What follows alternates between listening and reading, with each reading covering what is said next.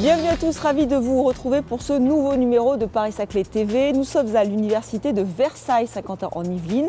C'est ici que s'est tenu l'un des temps forts du mois de l'entrepreneuriat du campus Paris-Saclay, la journée entrepreneuriat étudiant. C'était la 6e édition. Nous avons rencontré son organisateur, Pascal Corbel. Il nous en dit plus dans un instant. Votre territoire se transforme avec la finalisation de la première tranche des travaux du quartier de l'école polytechnique. À la clé, 4 km de boulevard où les espaces verts s'épanouissent. La question du transport, justement, le métro du plateau Paris-Saclay est en devenir. Quel sera l'impact économique de la ligne 18 du Grand Paris Express? Quelles seront les retombées pour vous qui vivez, qui travaillez ou qui étudiez ici? Réponse avec Jean-Claude Praget, directeur des études économiques de la Société du Grand Paris. Voilà qui nous prouve une nouvelle fois que Paris-Saclay est un laboratoire de la ville durable. L'EPA Paris-Saclay a participé à la conférence Techinov pour aller à la rencontre de ces entreprises innovantes comme Urbasense. Cette start-up accompagne ce développement durable. Nous verrons comment dans un instant. Enfin, notre agenda, je vous préviens, il est dense et il sera à la fin de cette émission. On commence donc avec l'un des temps forts du mois de l'entrepreneuriat du campus Paris-Saclay, la journée entrepreneuriat étudiant. C'était la 6e édition, elle a eu lieu ici, à l'université de Versailles-Saint-Quentin en Yvelines. Le principe reste le même, mettre en relation les étudiants avec les entrepreneurs. Retour sur cet événement avec son organisateur, Pascal Corbel.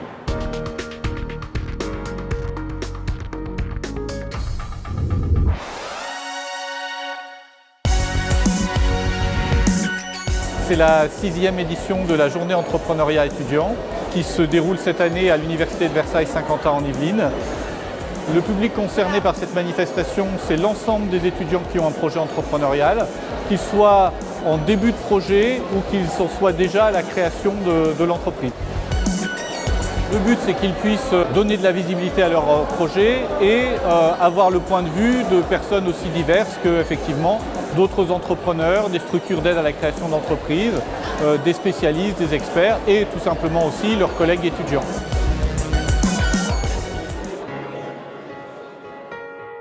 Matati fabrique des pâtisseries industrielles sans allergènes pour les enfants. Ce sont des pâtisseries qui excluent 7 allergènes, les œufs, le lait, le gluten, les arachides, les fruits à coque, le maïs et le soja.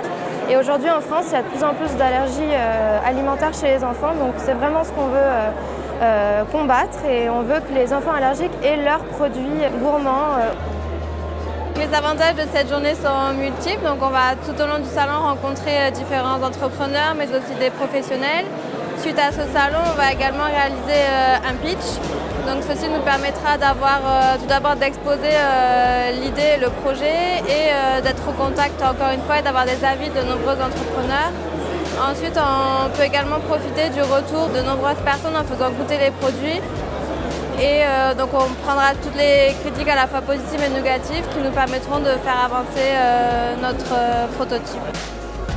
Le fait d'être accompagné par l'AgroParisTech m'a énormément aidé, m'aide encore et m'a permis de rencontrer Fanny, ce qui me fait vraiment bien avancer dans le projet. En plus, l'AgroParisTech m'a fait confiance en me subventionnant.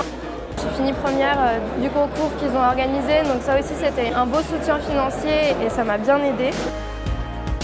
On sent que cette génération de jeunes a la fibre entrepreneuriale, peut-être plus que les générations précédentes. Et c'est vrai que d'une année sur l'autre, nous avons toujours plus de projets. En tout cas, on a tout mis en œuvre pour essayer de favoriser cet élan entrepreneurial.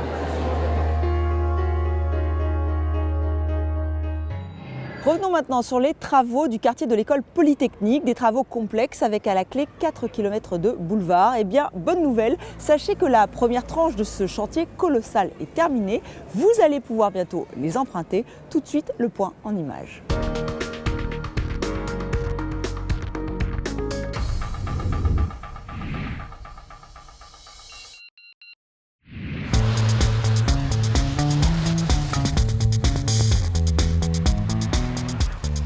Le PA Paris-Saclay, on est sur le point de finaliser la première tranche de travaux du quartier de l'École Polytechnique. Il s'agissait d'une première grosse tranche puisque près de 4 km de boulevards ont été réalisés. Ces boulevards sont à la fois des réseaux enterrés, tels que des réseaux d'assainissement, des réseaux d'eau potable et d'électricité, mais aussi des aménagements qualitatifs ou des réseaux d'éclairage public, des voies cycles et d'importants espaces verts ont été réalisés avec près de 1500 arbres plantés.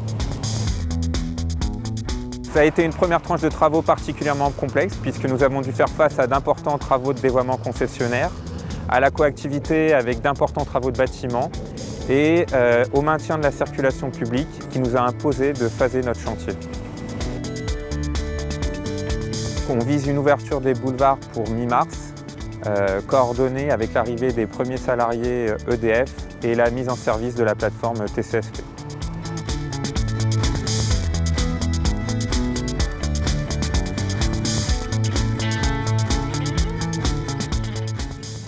Autre chantier important, celui de la ligne 18 du Grand Paris Express. Ce métro automatique très performant sera opérationnel dès 2024.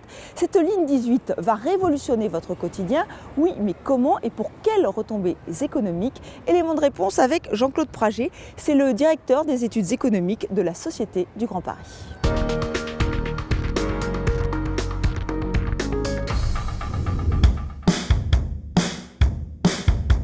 Saclay, c'est une formidable chance pour la France et c'est la raison pour laquelle il faut réussir absolument cette opération. Et pour cela, la ligne 18 et sa réalisation la plus rapide sont indispensables. Il y a déjà beaucoup d'entreprises et de centres de recherche sur le plateau et vraiment, les conditions de transport ne sont pas très bonnes. Ce que la ligne 18 va apporter, c'est une meilleure circulation à l'intérieur du plateau et surtout une meilleure connexion entre le plateau et le reste de la région et en particulier les autres grands centres de recherche et les aéroports.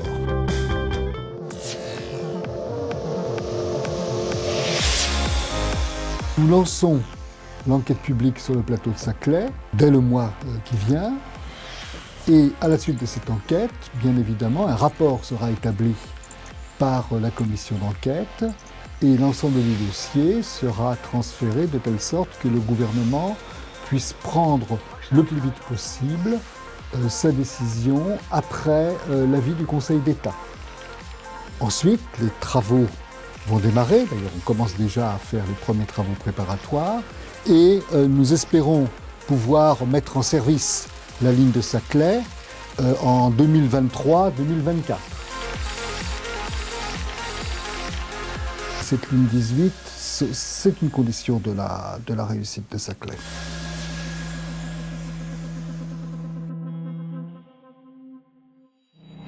Être un laboratoire d'innovation pour la ville durable, c'est le défi relevé par Paris-Saclay. Cette démarche s'inscrit dans la durée et demande d'être au plus près de l'innovation. Voilà pourquoi le PA Paris-Saclay a participé au Techinov, ce grand rendez-vous de l'innovation. Objectif, rencontrer et démarcher des entreprises innovantes comme Urbasense. Voyez ce reportage.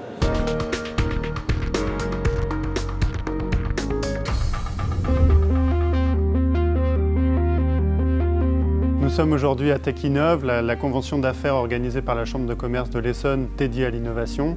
C'est la 3e année que l'établissement public d'aménagement de Paris-Saclay y participe.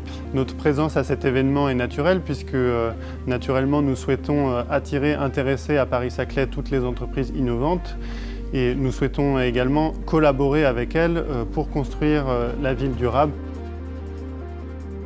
Urbasense, c'est une toute jeune start-up créée l'année dernière qui a vocation à augmenter la valeur, qu'elle soit économique, sociale ou environnementale, la valeur des espaces publics paysagers ou des espaces naturels à des fins de tout simplement réduire les coûts de gestion associés à ces espaces ou augmenter les utilisations possibles qu'on peut faire dans ces mêmes espaces.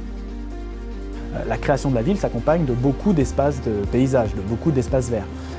Notre métier aujourd'hui, c'est d'accompagner la mise en place de ces espaces verts et de fiabiliser le fait que les végétaux vont bien pousser correctement les premières années, qui sont les plus critiques, notamment si on parle des jeunes arbres. Les 3 premières années sont particulièrement importantes pour la vie à long terme de ces arbres.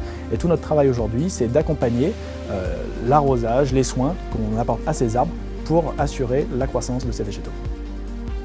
Le territoire Paris-Saclay, pour une jeune start-up comme nous, c'est à la fois une opportunité de faire des affaires à court terme, ce qui est particulièrement important dans cette phase de décollage, et c'est aussi l'opportunité de trouver des occasions de faire les choses différemment, trouver des interstices d'innovation pour déployer des nouvelles solutions et se laisser le temps d'essayer des solutions nouvelles. Voilà, ça me paraît particulièrement important sur Saclay. Une ville durable, c'est une ville qui répond à l'ensemble des besoins de ses habitants, de ses usagers, mais c'est aussi une ville où l'on consomme le moins possible de ressources et où le moins possible on dépend des ressources des autres. Ensuite, nous travaillons à mettre en valeur les énergies, les potentiels locaux, notamment les énergies renouvelables locales, comme la géothermie. Et enfin, nous travaillons à réaliser ce qu'on appelle le métabolisme urbain, c'est-à-dire à faire en sorte que les déchets des uns deviennent les ressources des autres. Ça concerne plein de domaines, ça concerne la gestion des déchets, le recyclage, ça concerne aussi le développement de réseaux intelligents, type smart grid énergétique, pour véritablement mettre en complémentarité les besoins de l'ensemble des usagers de la ville. La ville sera durable si elle soutient ce type d'initiative. Elle ne fait pas tout, mais elle permet tout.